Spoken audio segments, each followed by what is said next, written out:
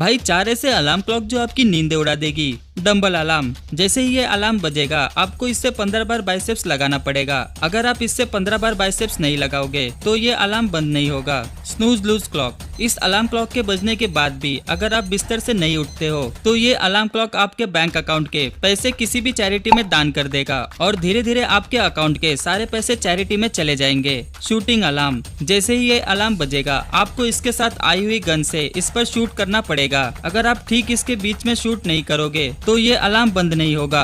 bomb clock, जैसे ही ये alarm बजेगा आपको इसे एक बॉम्ब की तरह डिफ्यूज करके बंद करना पड़ेगा और अगर आपने इसे सही तरीके से डिफ्यूज नहीं किया तो